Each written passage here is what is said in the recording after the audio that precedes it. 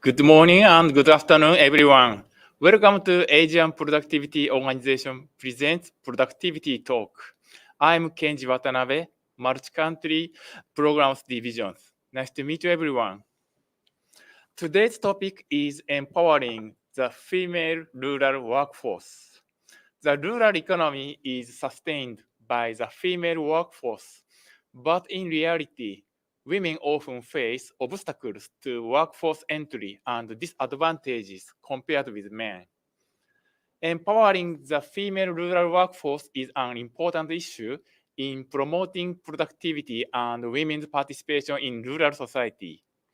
Let me introduce today's guest speaker, Ms. Savitri Singh, is Executive Director, National Center for Cooperative Education, National Cooperative Union of India. Good morning, Ms. Savitri. Thank you for coming today. Good morning. Good morning, and thank you for giving me this opportunity. Thanks for inviting me. I think many people have interest in you and your activity. Could you briefly introduce yourself for viewers? Yes, of course. I am Savitri Singh, and as you already introduced me, I am Executive Director at National Cooperative Union of India. I am working for last 35 years in various organizations. Out of that, I have spent 18 years working with International Cooperative Alliance, Asia and the Pacific, as Program Director, worked on women empowerment and gender equality, cooperative law and policy issues, communication, cooperative training, etc. Views expressed to you here are my personal views. Thank you. Next. Let me introduce my organization as well. So the NCY is the National Apex Organization of Cooperative Movement in the country. It represents 840,000 cooperatives at primary level with 400 million individual members in the country through various national federations, state cooperative unions, and cooperative banks, etc. Cooperatives are doing business in all sectors of economy, name it fertilizer, consumer, textile, agriculture, production, processing, marketing, etc. And the cooperative in our country is the largest employer, and the cooperatives, the 840,000 cooperatives employ at an average 2 persons. So it comes to totaling as at 1,800,000 individuals approximately. NCY works for capacity building and advocacy for creating enabling legal and policy environment for development of cooperatives in the country. We work very closely with the government of India, the Ministry of Cooperation, for the betterment and development of the cooperative business model in the country. Next. As an individual, I'm heading several departments because I'm this second senior most officer in the organization. So I am head of the National Center for Cooperative Education, International Relations, then Information Technology, and I also look after the Cooperative Education Fund, then Cooperative Data, Research and Studies, and then I'm also looking after the National Women Committee of the NCY. So in my work sphere, we focus on skill development trainings, imparting education on cooperative business management, leadership development of women especially, and then we are focusing on youth by creating awareness among them through educational institutions. We work with universities, colleges, and schools, and then building relation with the international cooperatives for knowledge sharing in Asia and the Pacific and worldwide also through our membership with the International Cooperative Alliance. Thank you very much for your introductions. Before beginning to talk about empowering the female rural workforce, we need to understand reality. So could you explain current situation of working women in rural society in Asia? Yes. Uh, in Asia Pacific, I can say through my experience, and more or less in other countries also in developing world across the globe, uh, and as I have traveled widely and I have seen rural community, so I can say that the average women make up about 50% of the agricultural labor force in developing countries. And this is also the data recognized by various development agencies. And evidence indicates that if these women had the same access to productive resources as men, they could increase yield on their farms by 20 to 30%. We will, as we will progress in during the interview, I would be sharing with you that what are the accesses women are denied. So they don't have, equal access to resources. And if I give the example of India, only 22.3% of women participate in labor market in India. Very few women are working, as you can see that. And most of these female workers are employed in rural areas. So they form the female workforce in the rural areas in the country. Next. So, uh, this is what I am going to highlight, that rural women continue to struggle with dual responsibility of economic production and domestic labor. And most are confronted by poverty, illiteracy. These are the issues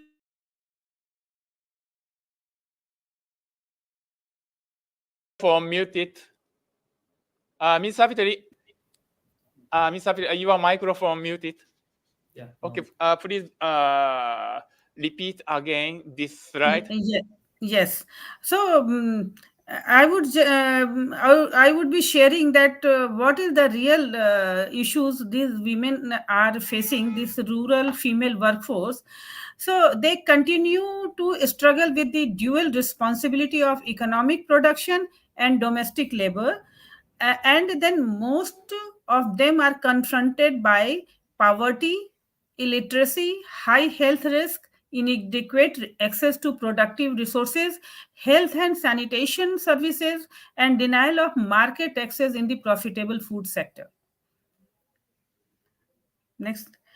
Here, I would like to share with you that what is the position of the countries as far as the gender equality is concerned. So, this data I have taken from the World Economic Forum report, and I have listed 10 countries according to their achievement. So, in Asia and the Pacific, Philippines is the number one country which has achieved gender equality. And then you can see Bangladesh, Mongolia, Thailand, Vietnam, and ironically, the bigger countries like China, Japan, and India are not faring that well as the underdeveloped or developing countries like Philippines or Bangladesh or Mongolia and Thailand, or for example, Vietnam has also achieved. So this is the gap we are facing. So, and the more impact is on the female workforce in the rural areas. Next slide, please. And women female workforce is already suffering for various issues, as I have narrated already, and COVID-19 has impacted badly, especially the women workforce.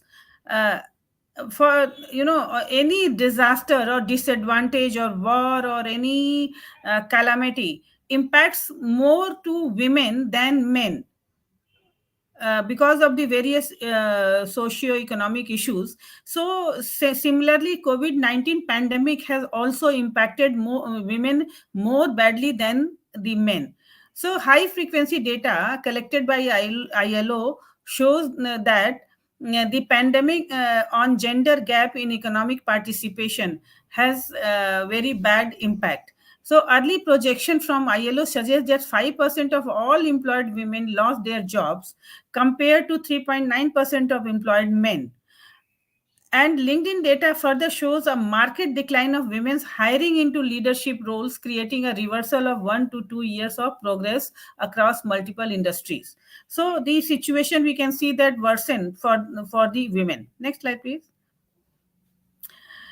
And overall situation is that women are the backbone of society, and youth is the future. And over 55% of food production is done by rural female workforce in Asia and elsewhere, among other paid, unpaid homemaker and caregiving work. So this is the real situation confronted by the female workforce in Asia and Pacific. Next slide. Thank you very much, Ms. Savitri. Although working women are important in rural economy, their labor condition has several limitations. Why such disadvantage for women exists in rural society and is not improved yet? Yes, this is a very good question. That why the situation is not improved yet. So I will focus on that. So see, the issue is not between men and women or women and the rest of the society. Generally, people misunderstand that women are trying to compete with men, and they want to become equal. And women are demanding. It is not like that. It is between rich and poor in the society. So empowered rich people, irrespective of their sex, are always in better position to influence social traditional norms and are less affected by the discriminatory gender norms. So women are poor, and this is the biggest issue around them, and we need to tackle them to improve their situation. Next slide, please. So I would share stories from some Asian countries. And here the data from the NATCO network. NATCO network is a cooperative network in Philippines. And I am sharing this data from their one of their presentations, which is in the public domain. So this is the data from the cooperative, and this data reflects on the larger society of the rural female workforce in the country. So we can see that there are more number of female as members, but when it comes to the leadership role, women's situation is worse, because in the board, as a board member, there are 74% of men and only 26% of women are there. And then you can see the data that in audit committee, election committee, meditation committee, ethics committee, and the women are less in percentage than the men. And when we see that the working on the ordinary jobs is as a staff, females number increases. So women are there to in a service inclined jobs, but when it comes to the leadership or power position, they are always missing there. Next slide, please. And here from Philippines example, we can see that, and as I talked about the rich and poor, so you can see that in Philippines, the ratio of female farm operators to male farm operators is skewed. So you can see that the women, both median age is for both sexes are, for women 52.4%, and then for men 46.3. And then you can see that the total farm operation is 5.6 million. And then you can say the ratio of female farm operator to male farm operator. So this is reflecting that how the women are poor by resources. They don't have land. Next slide, please. And this is the situation. I'm going to tell you a picture story. These pictures are taken by me during one of my visits to the cooperatives in one of the Indian states. So in rural India, the women are facing the problem of child marriages. So you can see the young boy marrying to a young girl whose face is covered. So the girls are married at a very early age, and then they can't get further education, and then after marriage they are into childbearing. Then they are cooking, cleaning, and doing household work. So at a very young age, they are overburdened with the responsibility. So this is one of the problems rural women face. And then in the another picture you can see that how women are like they have to cover themselves, and they are confined to certain areas. In this meeting I was present, and all these women came there by covering their face. And then another picture, this is a farmer lady, um, who is renting land and doing farming work. So these three pictures can depict a situation, more or less the situation of female workforce in rural India. Next slide, please. And this photo shows the situation, a picture of the Cambodian women. So as we can see from the picture, they are attending some meeting by female volunteer. And we can see that the health and their clothing and children playing behind. And this picture tells a big story about the situation of rural women. Next slide, please. And this is the picture from India, I received from WhatsApp. So this is one of the major activity which Indian rural women have to do, and it is lot of time consuming. So they are responsible for fetching fuel for cooking. So this woman is preparing cow dung cakes. They are she will I don't know how she manages to do it, and she is doing it, and it is drying in the sun. And in 2 or 3 days this cake will be dried up, and it will fell down on its own. Then they will come and they will gather it and store it, and then they will use it for cooking.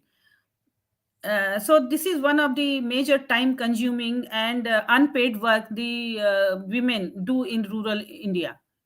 Next slide, please.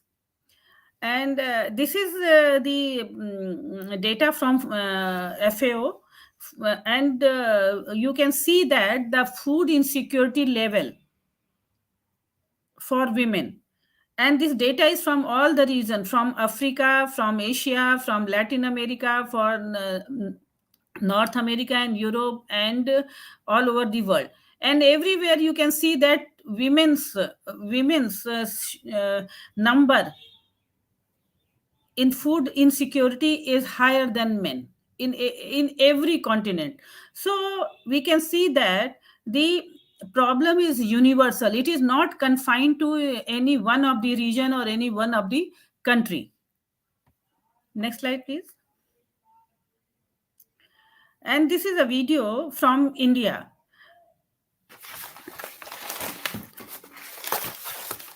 It will tell you the entire story of female workforce in rural India. So 75% of all farm work, from production to post production of crop, is done by women. 65% of agricultural workforce in India is women. Yet 14% operational land is owned by women, only 14%. And then wages are 1.4 times less than men, what women are getting. And the number of female farm laborers is increasing, due to the migration of men to the cities. Uh, So the government of India has introduced a scheme that 30% of fund for rural women will be reserved for in all its scheme. So, and this scheme has helped gradually now helping women. So this is one of the answer to your question that why situation not improving. So work in progress, and we can hope that the situation will improve in near future. Next slide, please.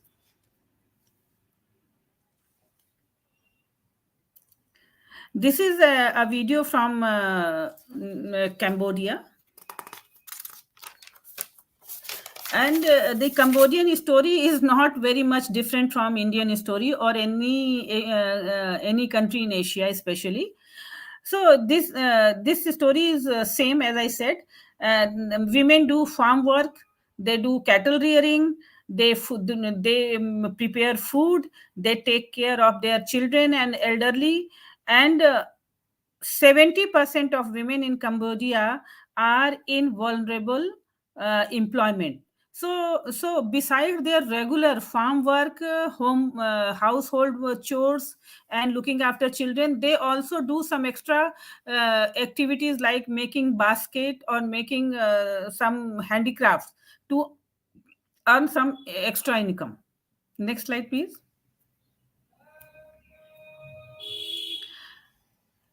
And as we see that there are several issues which are um, creating hindrances for women's empowerment in rural areas. So these are certain issues which I have listed here. uh, and I would like to explain that the agriculture cooperatives are very good organization for empowerment of women, but then there are issues with the cooperative law, that mostly in agricultural cooperatives have this norm that there will be one member, one family. And ILO has conducted one study researching the norms in 10 countries in Asia, Pacific, and Africa.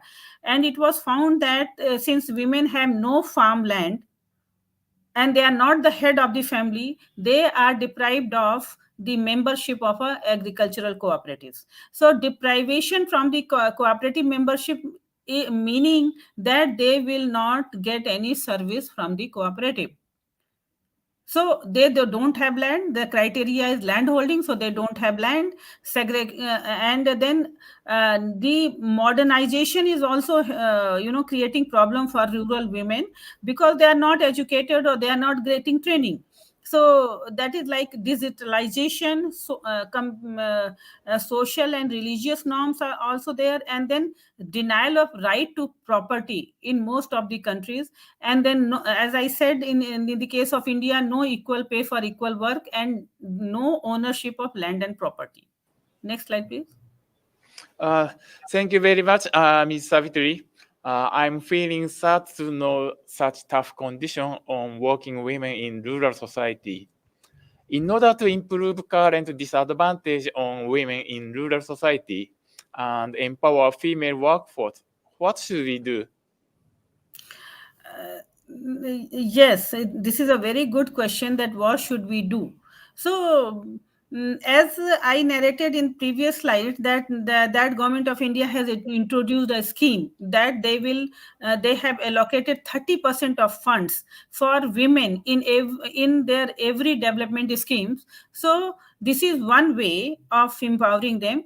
And then I am now sharing the study from ILO, and this study shows that the cooperative institutions are the best suitable organization or business model for women.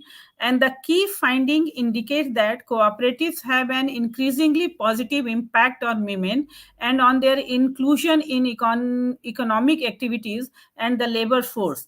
And it also suggests that cooperatives enhance their capacity to empower women by cooperating with civil society and gaining government recognition.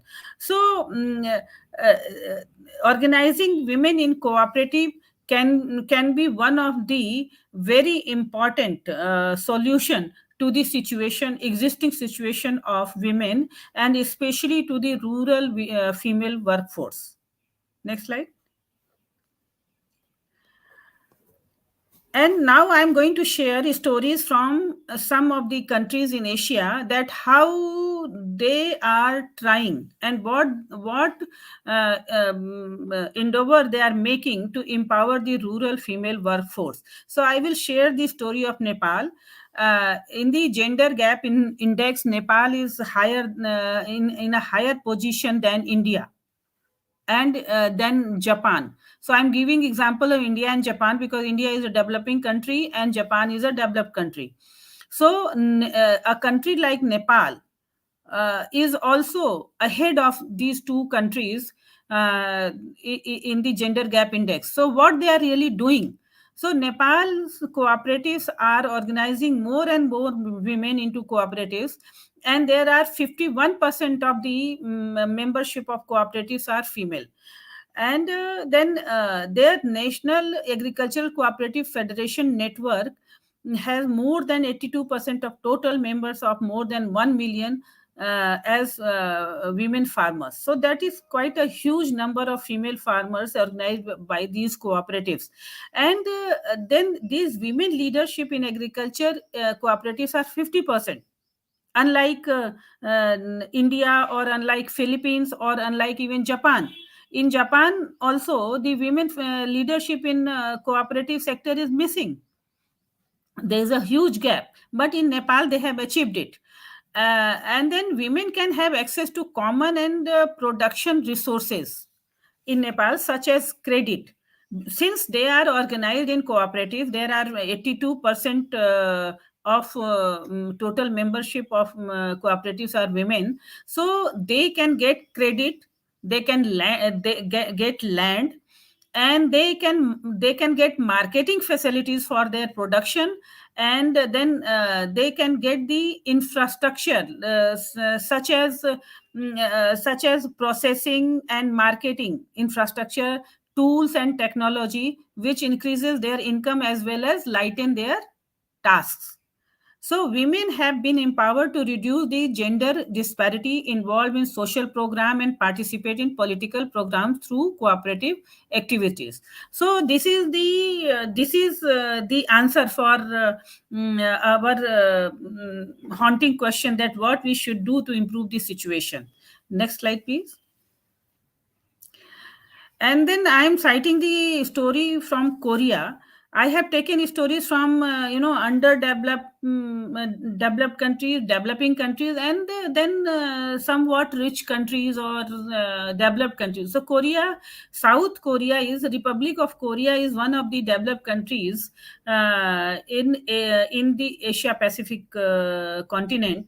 So this is the story from Korea. So situation of women in Korea is also not uh, very different from the stories of other countries, but this Korean government is doing lot of efforts to improve the situation of rural women. So they have this policy to foster 51% of female farmers. So they are focusing so much on female farmers, and female farmers are the workforce in the rural areas. And then to promote development in agriculture and farming society by protecting rights of female farmers, improving their equality of life, and supporting them to become professional manpower. Then the government is trying to revise the enforcement rules. January 2018, this data is from January 2018, in business entity law, to enable the registration of a joint ownership by female farmers by eliminating the business owner consent process. So you can see how grave the situation is in Korea, that the government has enforced the rule to have joint ownership. It means that the women are segregated. Only men had the ownership. So now the law is enforcing joint membership. And then expand rate of female union members and executives in the national agriculture cooperatives. Their goal is 40%. So this is the situation in Korea. But then, since the government is making policies and enforcing rules, we expect that the situation of female farmers or female rural workforce in rural areas will improve. And then also what they're doing, that expanding a professional training through customized training programs reflecting female farmers' demand. So in Korea, female farmers are demanding certain facilities and certain skill development programs for them to empower themselves, and government is providing that. Next slide, please. And then Indian government is also introducing some good practices, good laws and schemes, and cooperatives are also working very hard to improve the situation of rural female farmers and rural female workforce.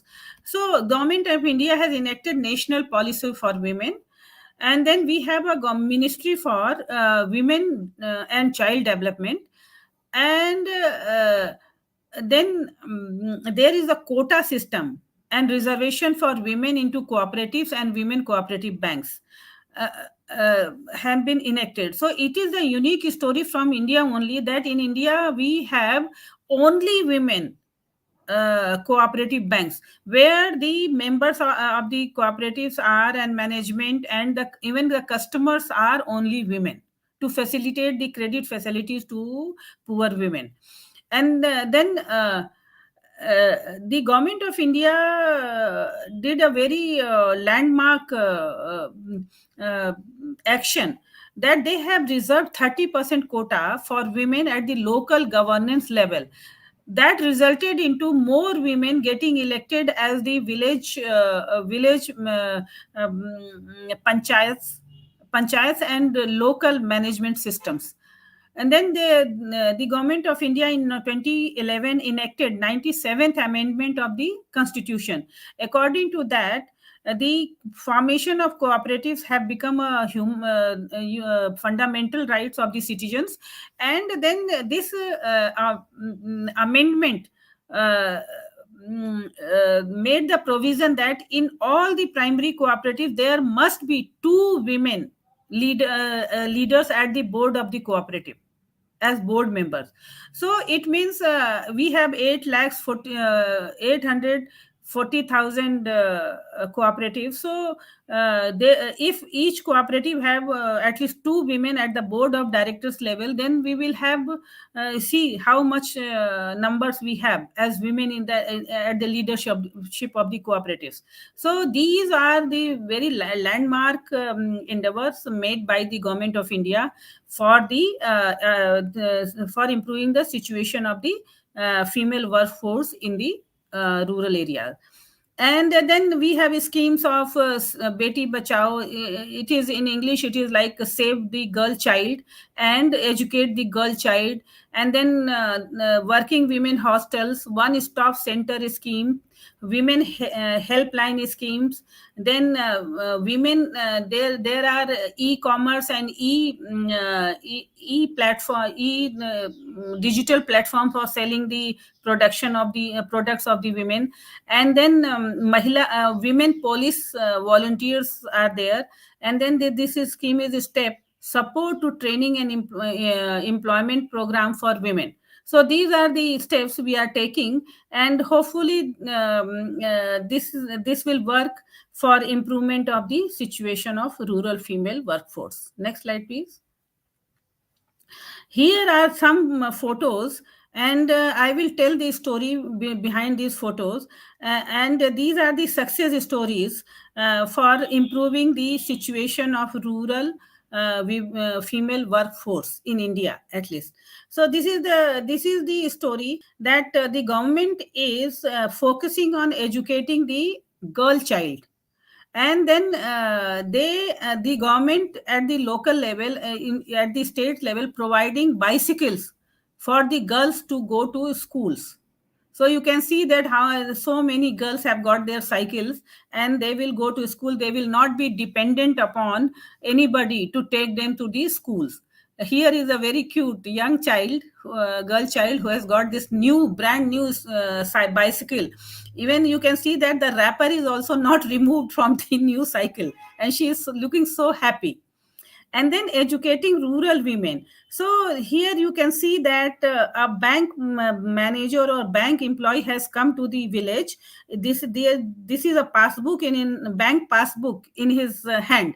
So he is teaching these women on how to use the facilities provided by a cooperative bank. And then here we are facing the in India, the literacy level is very low for women. Only 62% women are literate. So the government and the cooperatives are focusing on teaching women. So this is the adult learning class for adult women. So you can see that they have brought their children also here, because they have this huge responsibility of taking care of their children.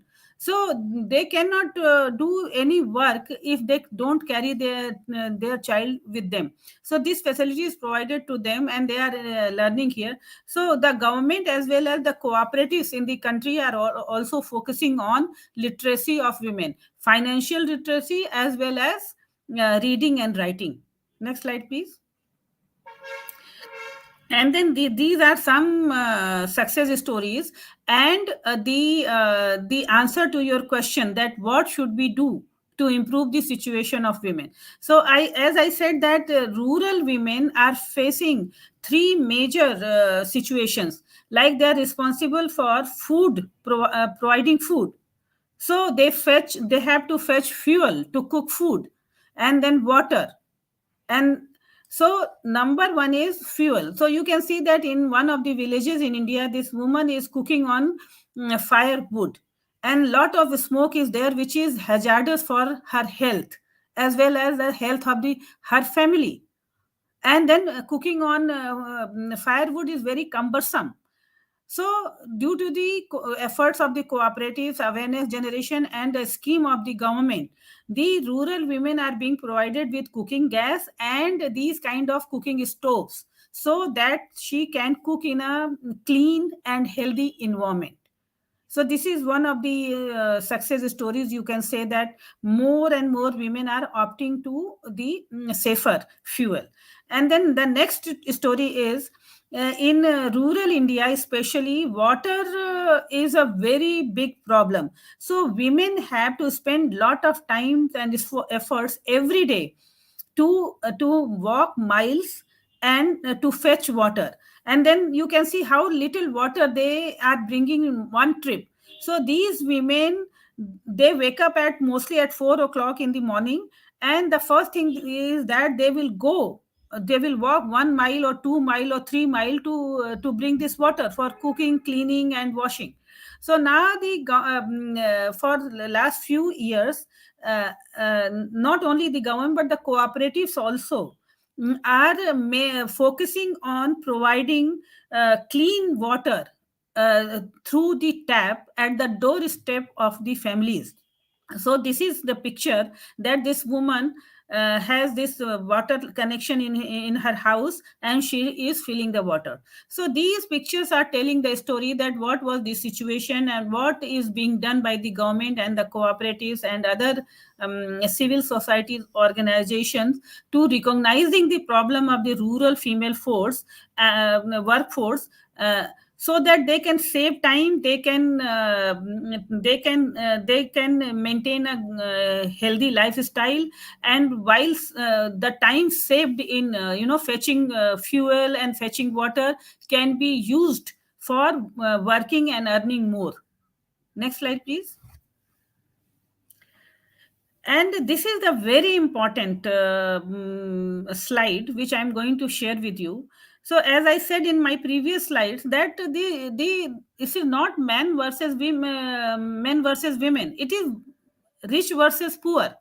So, women don't have land, they don't have property, they don't get education, they don't have anything. So that is why they are poor, and since they are poor, their situation is bad. So in recently in India, the government has done some path breaking efforts and they made laws for empowering women. And you will be surprised that in India, the women did not have equal right in the property.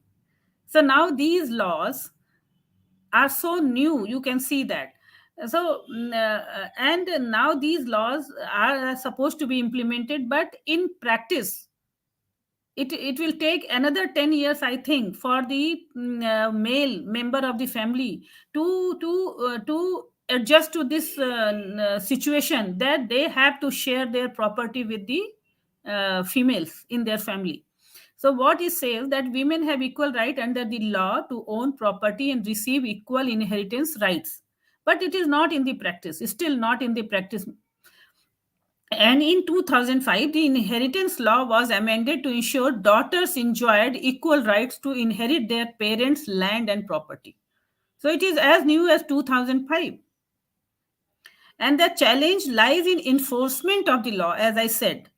So it doesn't matter, the government makes law, but at least as long as people are not enlightened, the people and the family members don't understand this logic, they will not implement it. So it is a very challenging to enforce such laws. And then you can see that as men migrate to cities and search of work, women across India have become the backbone of the country's agriculture sector. So burden is increasing day by day, but their resources are not increasing. And then nearly 70 to 80% of all rural women in India labor in the family farm, are landless farm workers. So they are working, but they don't get any wages or any salary because they are working in the family farm. Here, I would like to quote one story from Japan. During my visits to Japanese cooperatives in rural areas, I found that the husband and wife farmers have joint account, and the cooperatives money comes to that joint account, because the cooperatives and the family recognizes that the wife is also equally contributing to the agriculture production. So this is a very good provision made in the rural household of the Japan countryside, but it is not in India. So women work in the farm as laborers in their family farm, but their labor is never recognized in terms of getting any remuneration. So the property inheritance law, maybe in near future or in far future, may help women in owning some property or owning some land, thereby reducing their poverty. Next slide, please. And then it is very important to build the capacity of women, uh, and that requires active participation in various promotional, social, and community development programs. So cooperatives should encourage women. And then environment protection, protection through farm forestry activities of IFFDC. IFFDC is Indian Farm and Forestry Development Cooperative. So they have organized 90 self-help groups with 92% of only women workforce. And their methodology is that they are reclaiming barren lands in the village areas. They acquire those land from the government or the village administration, and then they give those land to women self-help groups, and they train women to do farming on those lands. So this is a very encouraging endeavor made by this cooperative. And through these efforts, more and more women are now having their own land for cultivation. So the photos which I showed you in previous slide during my visit to one of the cooperatives, those women are now owning those lands through these cooperatives. So this can be a very good example. And then cooperatives are also providing, of course government have schemes and government is also providing, but cooperatives are more focusing on vocational training for our livelihood, And then cooperatives, through our cooperative training institutions, we are teaching screen printing, tailoring and embroidery, fruit and vegetable preservation, etc., because these activities are more in demand in urban areas. So these women can get some extra income by doing these activities. And then there is an endeavor for improve their skills in crop and animal husbandry, and then horticulture, farm mechanization, use of balanced fertilizer, biofertilizer, beekeeping. Because since 75% of women are there in the farming, they must know these skills so that they can work smartly. They are toiling, they are doing hard work, but they need to do this smart work. And for doing this smart work, they need certain skills. And then women are also being trained in dairy. These are the businesses where women instantly get good money, good return. So the dairy, pisciculture, then computer use is also being taught to these women, especially young female farmers who are educated until fifth class or eighth class. They are very much forthcoming. And as you know that in India, the digitalization is has attained certain degree of success. So young women in even in the rural area, they are very much well versed with use how to use the mobile phones. So they are forthcoming to learn computerization. So these women are being targeted to be empowered. And then mobile banking, of course. And then adult education programs, as I showed you in the photo, the cooperatives and government is indulging into adult education program and targeting to educate as many women as possible. And then there are medical health checkup camps are being organized for rural women on regular basis to keep check of their on their health and tackling the problems related to malnourishment and other reproductive issues. Thank you. Next slide. By many people and many countries are important to improve working women's conditions. So listening your presentation, now I have a couple of questions for you. I think you met a lot of working women in rural society and heard their voices. I would like to know their voices. What are they suffering from and what they need? Yes. I have traveled to many countries in Asia. Most of the countries in Asia I have traveled, and since I am into cooperatives, so I got the opportunity to meet with the rural women. So rural women are always fascinated with the life in the urban areas, and then they have this problem of not owning land. They have this desire of becoming the member of the cooperatives so that they can get the services provided by the cooperatives, and they want to be educated, they want to earn more, and they desire that their workload should be shared by the other family members or the male members in the family and in the society. So women crave for equality. They crave for having ownership of their labor and earning whatever they earn. So these are some desires they express, that they need someone to share their burden. They want to have some right on their money. They want the freedom to spend that money whichever way they want. They don't want to be controlled.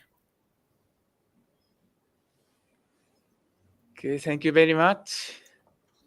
Let's see, another question from me. This might be a little bit difficult question. What male colleagues like me can do for female colleagues? What female colleagues want male colleagues to do for them?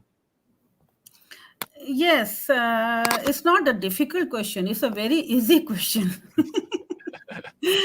And, male colleagues or male workers or male family members don't need to listen from me. They should talk to their female partners, their female colleagues, their female family members, and try to understand them. So male colleagues can do what, to pay a little bit respect to their female colleagues in the office environment. And since we are talking about the rural female workforce, so the women need that somebody should share their burden. So the family members can share little bit of their burden. Normally, men work in the farm, or men work in the office, and then when they will go in the morning to work, there is this woman who is cooking, cleaning for them, providing them breakfast, tea, coffee, and then they will go to work. And then the woman also goes to work, but then when they will come back, she will cook, clean, look after the children, look after the elderly, and the man will be resting. So our male colleague can show some respect. They should be sympathetic towards the need of special need of women, and they should be willing to extend a helping hand. This is what you can do. Thank you very much. Now time is coming. Ms. Savitri, please give your message to viewers. Yes. So our viewers are very enlightened people like you. I'm not I'm not. I don't think that I am in a position, or I am such an expert that I can give any message. But then still, I would like to share that the rationale for gender equality are moral and ethical issues. So it is our moral that should see that who is suffering. So, and it is basic human rights of women and men. So whatever rights men are enjoying, women should also be given that right. So I would say that it is moral and ethical issues, and we should take it that way. And we should try to see that if the basic human rights are provided to women as well. And then all those concerned with the promotion of social justice and equal rights should therefore work together to ensure that both women and men face no longer social and legal constraints in joining, forming, or actively participating at all levels of economic activities, and then enjoying the fruit as well. It should not be that men are working, so they get more wages, and women get less wages for the equal work. And then men are working in the office or in the field, they are provided with all the facilities in the morning to go to work, and then come back. When they come back, the house is looked after by someone, the children are taken care of by someone, their elderlies are taken care of by someone. And then the partner who is working since morning till evening, she is not getting any financial remuneration for that. So there should be equality in joining, farming, and actively participating at all economic activities, meaning that the women should also get equal wages or equal pay for equal work. And then the government, of course, should and must introduce policy focusing on empowerment of rural women, which most of the governments are doing. But as I said earlier, that all the governments in every country are making very good policies and rules, but the enforcement is challenge. So as common citizens, as a cooperative members, or as a normal human being, we should pay attention that whatever schemes or law or policy is introduced by government for improving the situation of women or providing them equality must be taken care of and must be implemented. So this is how we can join hand with the government and with the women workforce, and we can improve their situation. Thank you very much. Thank you. Just now we got one question from viewers. So can I introduce one question from viewers? I'm sorry, it's a little bit late. Oh, never mind. Okay. Yeah. I read it slowly. Without amending land hair rights of South Asian countries, is it possible to ensure women rights of land? See, law is amended in some countries and like in India, so to give a deterrent to public, but it can happen without amendment of the law or without involving the government, if the family members, because the society starts from a smallest unit, which is known as family. So in family, if the father or husband or brother, all male members can decide that let us give the equal right to the female members also, like the daughter, the sister or wife, then there's no need for the government to come in. So it can happen without the amendment in the land rights or land laws by the family members themselves. Okay, thank you very much, Ms. Savitri. Okay, thank you very much, Ms. Savitri, for your coming today. Your story was a little bit sad and shocking, but it is reality.